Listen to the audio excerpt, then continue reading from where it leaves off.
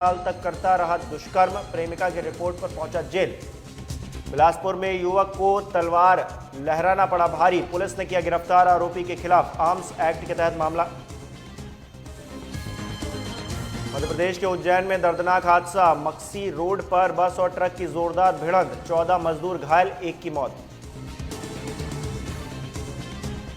झाबुआ में पुलिस को मिली बड़ी सफलता, लूटपाट करने वाले गैंग का पर्दाफाश, गैंग का एक आरोपी फरार।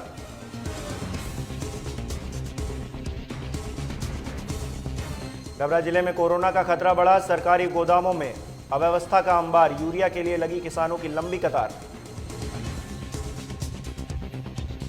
बीड जिले में किसान ने सिंचाई विभाग कार्यालय के सामने खुद को लगाई आग, प्रशासन ने लगातार कर रहा था मुआवजे की फरियाद, इलाज जारी। पालघर में पुलिस ने युवती की हत्या के आरोप में 2 लोगों को किया गिरफ्तार, लूट के इरादे से की गई थी हत्या। सोलापुर में युवक की हत्या के आरोप में नाबालिग समेत 2 गिरफ्तार, पत्नी से छेड़छाड़ के विरोध में की गई थी हत्या, नाबालिग को बाल सुधार गृह भेजा गया। बीड जिले में कक्षा 9 से 12वीं तक के खुले स्कूल, कोरोना गाइडलाइंस का किया जा रहा पालन, अध्यापकों का हो रहा कोरोना टेस्ट।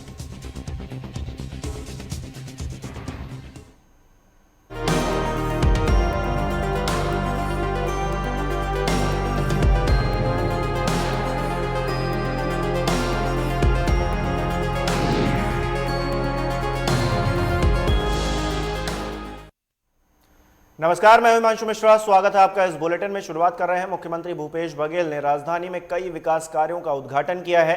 नागरिक सुविधाओं से संबंधित लगभग 33 करोड़ रुपए की लागत के कार्यों का लोकार्पण किया।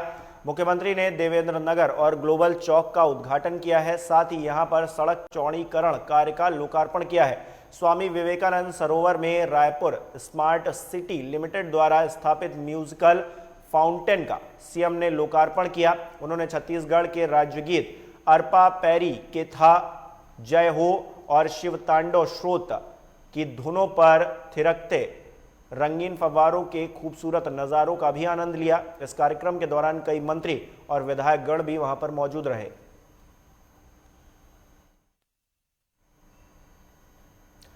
मनेन्द्रगढ़ के कांग्रेस विधायक विनय जायसवाल का विवादित बयान सामने आया है। विधायक ने भ्रष्टाचार को शिष्टाचार बताया है। उन्होंने ये भी कहा कि छत्तीसगढ़ में पत्रकार सुरक्षा कानून लागू हो गया है, हालांकि ऐसा कुछ हुआ नहीं है। विधायक के इस बयान के बाद सोशल मीडिया पर उन्हें खूब ट्रोल किया जाने लगा। वहीं उनके इस बयान पर पलटवार भी सामने आया है। भाजपा किसान मोर्चा के प्रदेश अध्यक्ष और पूर्व विधायक श्याम बिहारी जायसवाल ने कहा कि विधानसभा के भीतर हो रही कमीशन खोरी ही विधायक का शिष्टाचार है। इसके साथ ही श्याम बिहारी जायसवाल ने कोयला, नगर निगम और अन्य निर्माण कार्य पर कमीशन खोरी का आरोप लगाया। कौन सा अधिनियम, कौन सा नियम किसके लिए लागू हो रहा है? यदि पत्रकार सुरक्षा अधिनियम लागू होता तो आप देखेंगे कि कांकेर में, धमतरी में कई जगह पत्रकारों की जो है कांग्रेस के ही उनके कार्यकर्ताओं के द्वारा अभद्र व्यवहार किया गया, पिटाई किया गया। और चिरमिरी और मनेन्द्रगढ़ के पत्रकार कई बार उनको नोटिस और जेल जाने की धमकी के साथ साथ कई पत्रकारों को जेल भी भेजने का काम यहाँ के विधायक जी खुद कर चुके हैं। यदि पत्रकार सुरक्षा अधिनियम लागू होता तो इस प्रकार की घटनाएं नहीं आती। पत्रकार सुरक्षा अधिनियम का वादा और उस पर अमली जामा पहनाने का काम भारतीय जनता पार्टी की सरकार कर रही थी। वहीं छत्तीसगढ़ में बढ़ रहे कोरोना वायरस के संक्रमण ने लोगों का जीना मुहाल कर दिया है, जिसके मद्देनजर कोरोना जैसे महामारी से निपटने के लिए प्रशासन के साथ ही जनप्रतिनिधि व व्यापारी संघ की सामूहिक टीम लोगों को लगातार जागरूक कर रही है। नगर पंचायत भटगांव में एकादशी देवठानी पर्व के अवसर पर सजे गन्ना बाजार में बस स्टैंड के पास व्यापारी समेत आने वाले लोगों व वाहन चालकों को मास्क लगाकर ड्राइव करने और सोशल डिस्टेंसिंग का पालन करने की हिदायत दी गई है। यहाँ पे मतलब मास्क लगाए नहीं हैं। हर व्यापारियों के पास जा करके रोड में जो दुकानें लगाए हैं, यातायात की असुविधाएँ हो रही हैं, मोटरसाइकिल रोड में खड़े कर दी हैं। ये सब के लिए मतलब उसी पुलिस प्रशासन और नगर पंचायत की टीम, जनप्रतिनिधि, गाँव के पूरे व्यापारी संघ के लोग इकट्ठा होकर सबको समझाई देते जा रहे हैं। कोरोना के बढ़ते संक्रमण काल जो अभी मैसेज मिल रहा है कि वर्तमान में कोरोना का प्रकोप बढ़ने वाला है। इसको लेकर के सारे जनप्रतिनिधि हमारे नगर पंचायत के और स्वयं पुलिस प्रशासन और नगरीय प्रशासन सभी लोगों ने मिल करके लोगों को जागरूक करने का ये काम किया है। जैसा कि आप जानते हैं कि आज जो एकादशी है, जिसे छोटी दीपावली के रूप में यहाँ हम सब मनाते हैं, आज कोरोना के प्रकोप को देखते हुए और जिस तरह से कि ठंड के मौसम में कोरोना का प्रभाव बढ़ेगा, इसको मद्देनजर रख के हमारे नगर पंचायत के समस्त सम्मानीय पार्षदगण, सम्मानीय अध्यक्ष और पुलिस प्रशासन के सम्मानीय टीआई साहब, उनके पूरा स्टाफ, नगरीय प्रशासन के सम्मानीय सीएमओ साहब, उनके पूरे स्टाफ, व्यापारी संघ के लोग और अन्य समितियों के सभी सदस्य यहाँ उपस्थित थे। और हम आज एक तो त्यौहार के परिपक्व है तो हमारे शहर में बहुत चहल पहल है। इसके अलावा यातायात इतने ज़्यादा है कि लोगों को आम रोड भी चलना। जांजगीर क्षेत्र के कुदरी गांव में पराली जलाने की लापरवाही से एक किसान की पूरी फसल जलकर स्वाहा हो गई। आपको बता दें कि लंबोदर प्रसाद जोनझरी ने अपने खेत पर धान का ढेर बनाकर रखा था। वहां आसपास के खेत में अन्य किसानों ने पराली जलाकर छोड़ दिया था। वह आग धीरे धीरे फैलकर खेत में खड़े हुए धान के ढेर तक पहुंच गई, जिससे धान जलकर राख हो गया। इस तरह एक परिवार किसान की साल भर की जो मेहनत थी वो दूसरों की लापरवाही की भेंट चढ़ गई। वहीं किसान इस आगजनी से बेहद हताशा में है। पीड़ित किसान की ओर से मामला दर्ज भी कराया गया है। साथ ही पंचायत स्तर पर ग्राम पंचायत के सरपंच एवं पंचगण भी किसान की मदद के लिए आगे आए हैं। इसके साथ ही राजस्व टीम ने भी मौके पर पहुंचकर नुकसान का आकलन किया है, जिसकी रिपोर्ट जमा की जाएगी। कुदरी के कृषक हैं, उनका मड़वा में कृषि भूमि था लगभग 35 डेसिमल का। पटवारी से प्राप्त जानकारी अनुसार तो उसमें आग लग गई है कुछ कारणवश। तो पटवारी को निर्देशित किया गया है कि वे तत्काल स्पॉट में पहुंचें और प्रतिवेदन बनाएं। प्रतिवेदन के पश्चात जो भी जांच प्रतिवेदन आएगा उसके बाद मुआवजा देने की कार्यवाही की जाए। वहीं गरियाबंद जिले के प्रभारी मंत्री और गृह मंत्री ताम्रध्वज साहू ने अपने निर्धारित समय में जिला कलेक्टर परिसर के सभागार कक्ष में समीक्षा बैठक की। इस बैठक में विधायक अमितेश शुक्ल समेत जिला कलेक्टर नीलेश क्षीरसागर और पुलिस अधीक्षक भोजराम पटेल समेत जिले के सभी अधिकारी कर्मचारी मौजूद रहे। इस दौरान उन्होंने जिले के विकास के लिए पदाधिकारियों को जरूरी दिशा निर्देश दिए हैं। इसके अलावा उन्होंने गोधन न्याय योजना के कार्यों को शुरू करने के लिए 1 दिसंबर से समर्थन मूल्य पर धान खरीदी की तैयारी और बाहरी राज्य के धान के परिवहन और खरीदी रोकने के लिए सख्त निर्देश दिए हैं। ये 3 किस्त मिल गया, चौथा और जीटीएस से जी बोले थे कि किसानों को वो धान बेचने के पूर्व सभी की राशि मिल जाएगी ऐसा करके। तो मिल तो गई ना सर 3 किस्त मिले, लास्ट वाला बाकी। 3 लास्ट की बात है। कब तक मिलने का आसार है? ये देखो हम लोग डेट वेट की बात नहीं करते। जब ईमानदारी से खरीद दिए केंद्र सरकार के विरोध के बावजूद 1800 के बाद 700 की राशि को राजीव गांधी किसान न्याय योजना के नाम से नया बना के जब वो पैसा दे दिए, 3 किस्त हम दे दिए, 1 किस्त बचा है वो हम लोग सिस्टमेटिक दे रहे हैं। किसान को जिस दिन जरूरत पड़ता है उस दिन देते हैं। ज्यादा क्या क्या समस्या थी सर आज जो आवेदन दिया आपको? उसमें आज आवेदन में व्यक्तिगत ज्यादा है, छोटा छोटा गांव के विकास का, जैसे सीमेंटीकरण है और आंगनबाड़ी भवन है और हाई स्कूल को उन्नयन, हायर सेकेंडरी उन्नयन, मिडिल स्कूल उन्नयन। वहीं छत्तीसगढ़ के बालोद जिले के अंतर्गत लोहारा ब्लॉक के जामड़ी पाट में स्थित पाटेश्वर धाम के निर्माण एवं स्थापित मंदिर को अतिक्रमण की श्रेणी में मानते हुए वन विभाग की तरफ से नोटिस जारी किया गया। दुर्ग वन वृत्त के वन मंडलाधिकारी द्वारा जारी नोटिस के बाद श्रद्धालुओं और भक्तों में भारी रोष व्याप्त है। श्रद्धालुओं का कहना है कि ये उनकी आस्था के साथ खिलवाड़ है। उन्होंने सीधे तौर पर वन विभाग की कार्यशैली पर सवाल खड़े कर दिए। आपको बता दें कि पाटेश्वर धाम राज्य के प्राचीन धार्मिक स्थलों में से एक है। यहाँ के लाखों लोगों की भावना यहाँ से जुड़ी हुई है। जिले के कई सामाजिक संगठनों ने नोटिस जारी करने वाले संबंधित अधिकारी के खिलाफ कार्रवाई की मांग भी की है।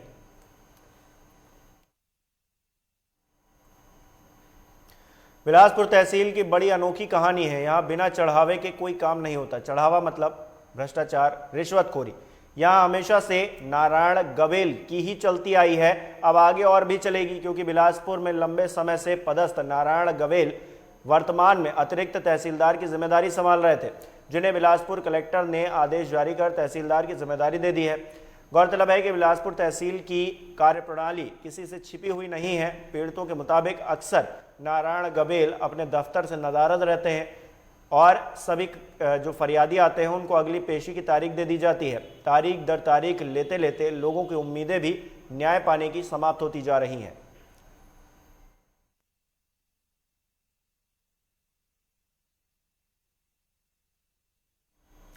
आसाराम की तर्ज पर बना देवास के करीब आश्रम में सेवा की जगह अनैतिक काम किया जा रहा था।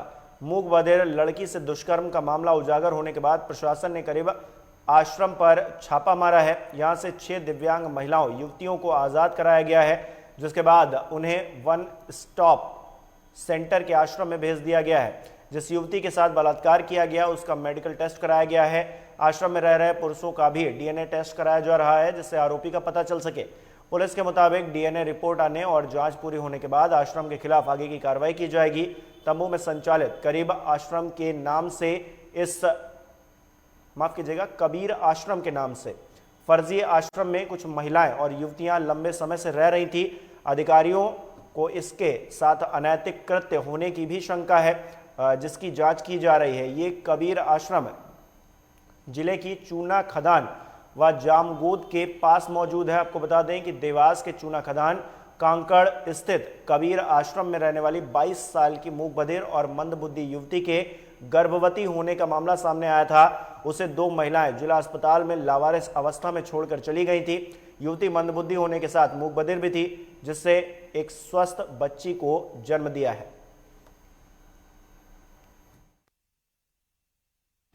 ये अभी 2-3 दिन पहले एक हमारे पास सूचना मिली थी कि एक जो मूक बधिर महिला है, इसने एक बच्ची को जन्म दिया है और वो उसका कोई भी देख रेख करने वाला नहीं है और हॉस्पिटल में उसको एडमिट किया था, किसी के माध्यम से एडमिट हुई है वो यहाँ पर, और यहाँ उसने एक स्वस्थ बच्ची को जन्म दिया है। और वो बच्ची का हम लोग हमारा जो वन स्टॉप सेंटर है वो पूरे टाइम और हेल्थ के जो टीम है वो पूरे टाइम उसका ध्यान रख रही है और बच्ची स्वस्थ है। अभी हम लोग उनकी काउंसलिंग करवा रहे हैं। काउंसलिंग कराने के बाद पता चलेगा कि ये महिला कहाँ की है और इसका परिवार कौन है और यहाँ कैसे आई है, बच्ची कहाँ है, क्या शादी हुई कि नहीं हुई, ये सब चीज़ें हम लोग अब इसकी छानबीन करवा रहे हैं। वहीं मध्य प्रदेश की राजधानी भोपाल के करों क्षेत्र में शासन द्वारा कोरोना के प्रति जागरूकता अभियान चलाया जा रहा है। एसडीएम मनोज वर्मा ने बताया है कि लोगों को जागरूकता के लिए रैली निकाली जा रही है। इसमें बैंड बाजा, भजन मंडली और हनुमान जी की उपस्थिति है जो कोरोना को मार रहे हैं। उन्होंने बताया है कि हम आम आदमी को ये संदेश देना चाहते हैं कि कोरोना से बचने के लिए हमने जो आदेश निर्देश निकाले हैं, जनता उसका पालन करे। जो हम लोग कार्यक्रम आयोजित कर रहे हैं, एक रैली निकाल रहे हैं जिसमें बैंड बाजा भी है, लोग भजन मंडली भी है, एक हनुमान जी हैं जो कोरोना को मार रहे हैं। इससे हम आम लोगों को ये संदेश देना चाहते हैं कि कोरोना से को बचने के लिए जो भी हम लोगों ने आदेश निर्देश निकाले हैं उसका वो भली भांति पालन करें। मास्क लगाएं, सोशल डिस्टेंसिंग करें, 2 गज की दूरी करें। एक बार फिर जैसा आपको मालूम है कि कोरोना का प्रभाव बढ़ रहा है, लोग बीमार पड़ रहे हैं, तो इन सब से बचाने के लिए लोगों को जागरूक करने के लिए हम लोग ये कार्रवाई कर रहे हैं। और यहाँ वक्त हो गया एक छोटे से ब्रेक का, फौरन हाजिर होता है।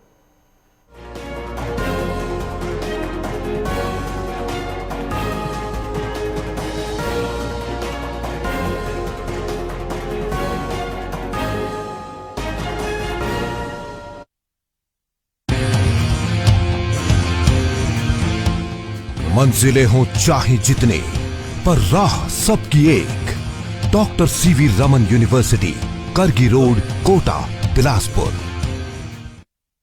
खूबसूरती के लिए सिर्फ हल्दी चंदन वाली क्रीम, ये बीते जमाने की बात है।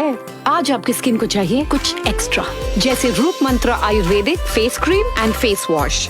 ये कोई कॉस्मेटिक नहीं, आयुर्वेदिक औषधि है।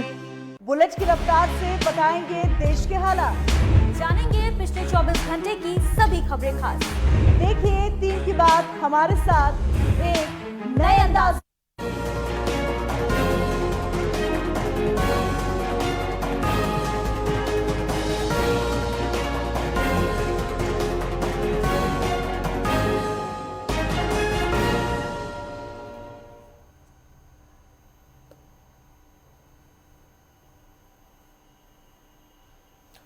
ब्रेक के बाद आपका एक बार फिर स्वागत है। ग्वालियर में कांग्रेस के वरिष्ठ नेता अशोक सिंह के मैरिज गार्डन पर नगर निगम द्वारा की गई कार्रवाई के विरोध में जिला भर के कांग्रेसियों ने ज्योतिरादित्य सिंधिया का पुतला दहन किया।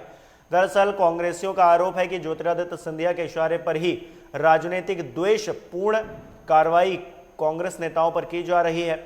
वहीं पुतला दहन कार्यक्रम के दौरान पुलिस प्रशासन भी वहां पर मुस्तैद नजर आया। उसके बावजूद भी कांग्रेसियों ने अग्रसेन चौराहे पर और थाने के सामने नगर पालिका चौराहे पर ज्योतिरादित्य सिंधिया का पुतला दहन किया। ये शुद्ध सिंधिया जी के इशारे पर बदले की भावना से की गई कार्रवाई है और कांग्रेस पर दबाव बनाने की कार्रवाई है। अगर वो अवैध निर्माण था तो 15 साल तक शिवराज सिंह जी मध्य प्रदेश में काबिज रहे, तब कार्रवाई क्यों नहीं हुई? ये शुद्ध बौखलाहट है सिंधिया जी की, क्योंकि वो संभाग की ज्यादातर सीटें यहाँ से हारे हैं। इस बौखलाहट में वो इस तरह की कार्रवाई को अंजाम दिलवा रहे हैं जबरदस्ती प्रशासन के माध्यम से। मैं तो आपके माध्यम से प्रशासन से भी कहना चाहता हूँ और उन्हें आगाह भी करता हूँ कि इस तरह की कार्रवाइयाँ लोकतंत्र के हित में नहीं है। उज्जैन में सड़क हादसों की खबरों ने रफ्तार पकड़ ली है। इसी बीच जिले के मक्की रोड स्थित शंकरपुर के पास मजदूरों से भरी बस और ट्रक में आमने सामने की भिड़ंत हो गई और बड़ा हादसा हो गया, जिसमें एक मजदूर ने मौके पर ही दम तोड़ दिया, जबकि 14 मजदूर घायल हो गए हैं। अतिरिक्त पुलिस अधीक्षक अमरेंद्र सिंह ने बताया है कि मक्की रोड SR पेट्रोल पंप के पास ट्रक और बस के बीच में भिड़ंत होने की जानकारी मिलते ही पुलिस टीम घटनास्थल पर पहुंची। दुर्घटना में बस पलटी खा चुकी थी, जिसमें सवार यात्रियों को लोगों की मदद से बाहर निकाला गया, लेकिन एक यात्री की दबने से वहां पर मौत हो गई। बताया गया कि बस से कानपुर से अहमदाबाद की ओर ये जा रही थी, जिसमें 60 से ज़्यादा लोग सवार थे, जिनमें से अधिकांश मजदूर थे। वो रोजगार की तलाश में अहमदाबाद जा रहे थे।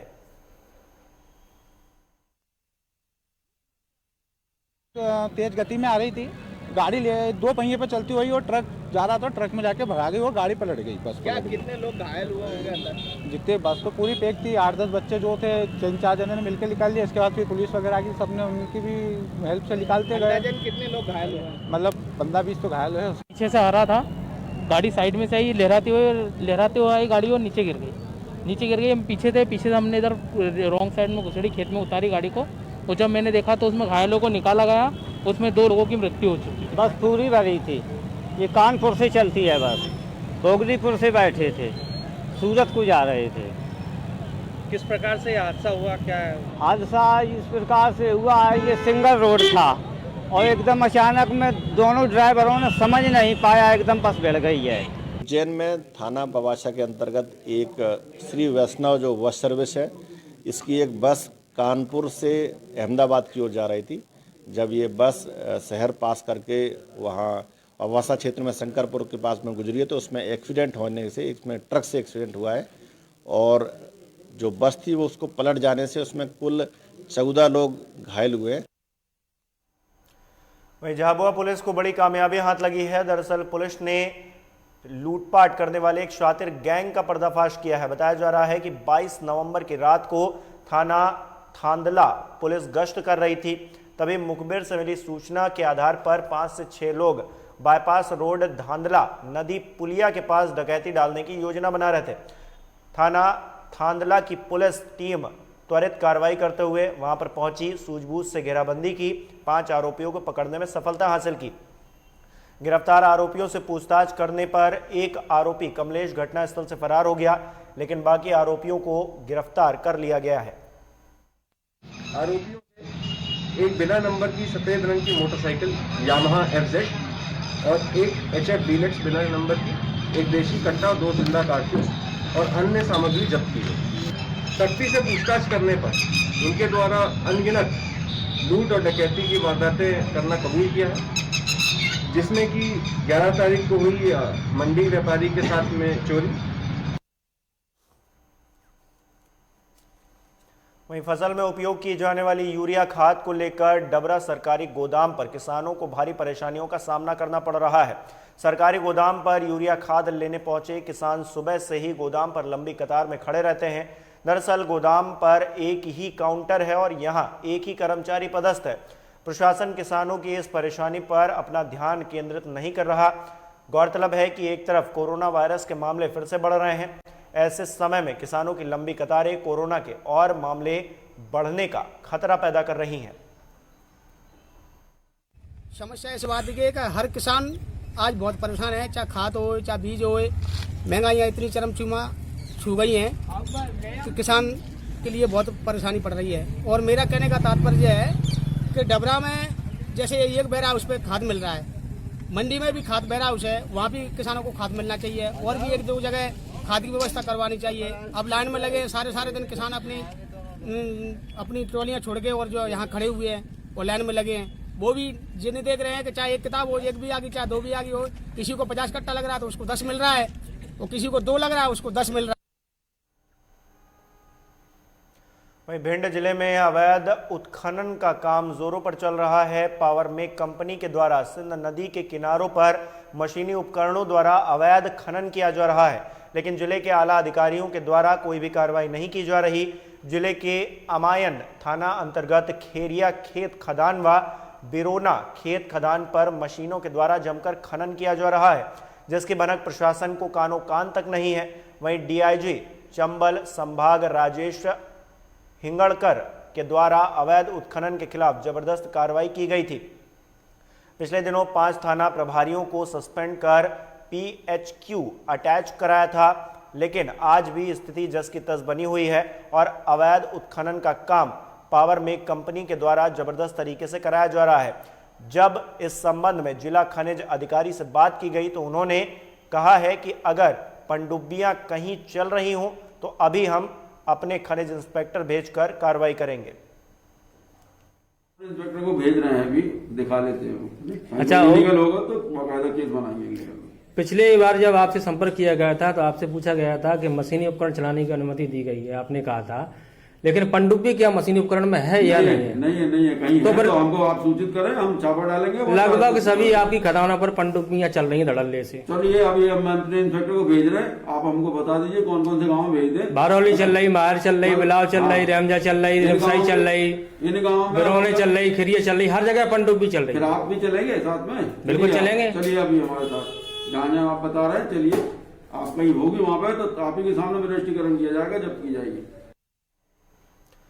वहीं महाराष्ट्र में शिवसेना विधायक प्रताप सरनाईक के घर और ऑफिस में ईडी की कार्रवाई पर सियासी बवाल मच गया है। राष्ट्रवादी कांग्रेस पार्टी प्रमुख शरद पवार ने बड़ा बयान देते हुए केंद्र सरकार पर सख्त टिप्पणी की। शरद पवार ने आरोप लगाया कि केंद्र सरकार सवालों के जवाब देने में कतराती है, इसके बदले सरकारी एजेंसियों का प्रयोग विपक्षी पार्टियों के नेताओं के खिलाफ कार्रवाई में हो रहा है। सीधी बात एक है कि आज महाराष्ट्र की हुकूमत 1 साल हो गया, फिर भी हाथ में आने की कोई स्थिति नहीं है। इसका पता लगने के बाद जो अपने हाथ में अधिकार है नेशनल लेवल का, यह अधिकार का ये गैर इस्तेमाल है, दूसरा कुछ नहीं।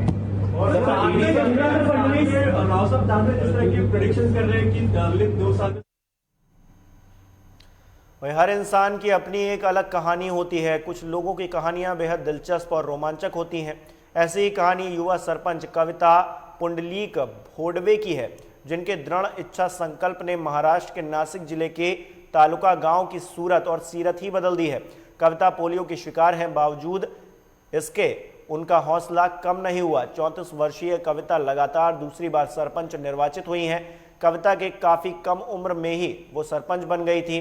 उनकी उम्र और शारीरिक कमजोरी को अपने लक्ष्य के बीच वो नहीं आने देती। कविता के सरपंच बनने के बाद से ही गांव की तस्वीर बदलने लगी है। कई तरीके के गैर कानूनी कामों पर रोक लगी है। महाराष्ट्र के नासिक जिले की दांदुरी तालुका गांव की सरपंच कविता बताती हैं कि शुरुआत में लोगों ने मेरा मजाक उड़ाया। कुछ लोगों को ये बात हजम नहीं हो रही थी कि 25 साल की उम्र में सरपंच कैसे बन गई। मैंने परिस्थितियों का मुकाबला किया। गांव के बड़े लोगों और पिता ने साथ दिया है, उनसे बहुत कुछ सीखने को मिला है। 9 साल से हमारे गांव में कविता बोंडवे मुखिया है।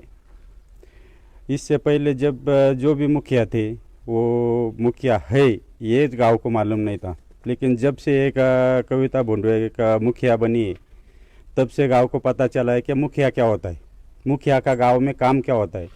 जब से एक मुखिया बनी है तब से गांव में सुविधा ये गांव में जो शासकीय जो भी योजना होती है वो गांव को पता चलने लगी है, क्या क्या काम होता है गांव में अभी का सब लोगों को मालूम हुआ है क्या सरकार के माध्यम से क्या क्या लोगों को सुविधा दी जा रही है। जैसे कि शौचालय है, जो बेघर मिलता है वो बेघर के साथ शौचालय तो मिलता ही, लेकिन जिसको बेघर नहीं है उसको भी सरकार 12,000 रुपया देती है। उस चुनाव में आई मेरे परिवार के वजह से, मेरे पिताजी की वजह से और कुछ जो मेरे गांव के लोग हैं उनकी वजह से। शुरुआती काल में मुझे बहुत परेशानियाँ हुई। परेशानी ऐसी नहीं कि काम करने में, बल्कि कुछ लोग थे वो ये आप खुद को नहीं संभाल सकती तो गांव क्या संभालेगी ऐसे बोलते थे।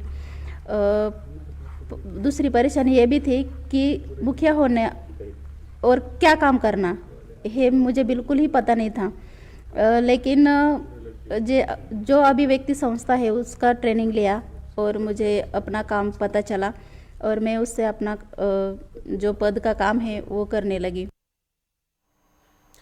तो एक विकलांग लड़की के लिए, महिला के लिए इस तरह का एग्जाम्पल बन पाना, जो समाज में एक उदाहरण पेश करे, लोगों के लिए हौसले का एक उदाहरण बन सके, ये बड़ा ही मुश्किल होता है। ऐसे में उनके हौसले को सलाम करते हैं हम भी। और इसी के साथ इस बुलेटिन में इतना ही। नमस्कार।